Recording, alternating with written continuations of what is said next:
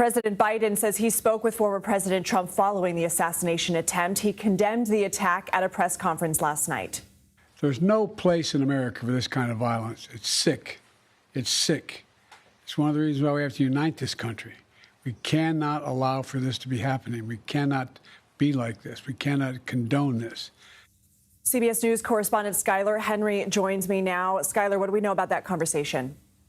Hey, Lindsay. Yeah, we asked President Biden through various points following that press conference, the travel pool did, what the context of that conversation was. He ignored our questions. He arrived back here to the White House late overnight.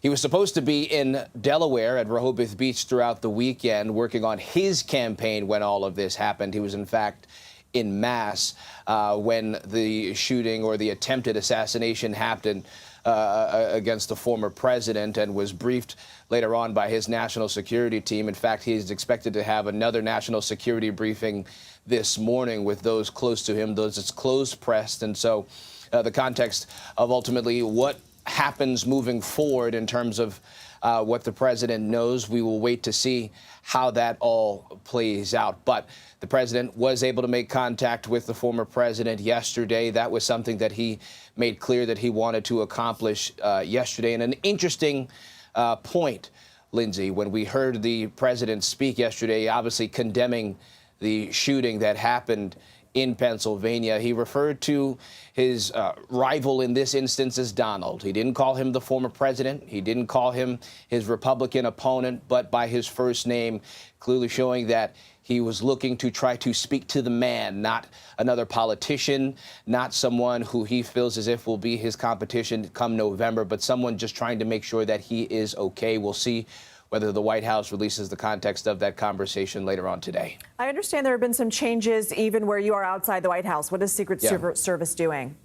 Yeah, so typically when we get into the North Lawn where we are right now, it's relatively, I don't want to call it loose, but it's much easier for those who are properly credentialed to get inside of the building. But law enforcement has blocked off Lafayette Square Park, which is right across the street from the White House, as well as other blocks surrounding the area. We've seen security posture certainly step up. There are squad cars blocking off several roads. There are Secret Service personnel with long guns outside just to ramp up the sense of security in and around the White House right now. No civilians have been allowed to typically come to what is the fence just outside of the White House to take pictures, to look at the White House. Usually by this time, we're hearing folks with either music or, you know, some peaceful protest or something like that happening out here. It is absolutely quiet here on the North Lawn, something unusual for a Sunday morning, especially when the weather is as nice as it is.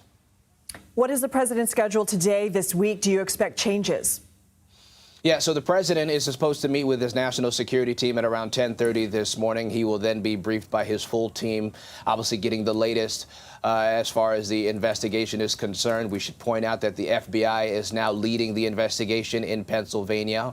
We'll see how the Secret Service, the U.S. Secret Service, continues to respond as far as their part in this investigation as well.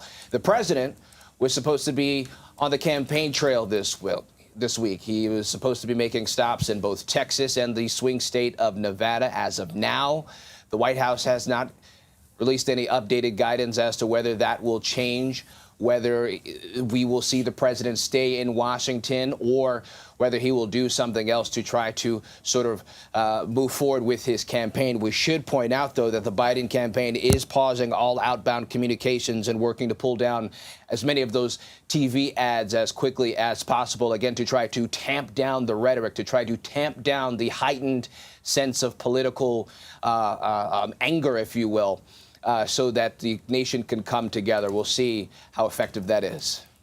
Skyler Henry, thank you so much.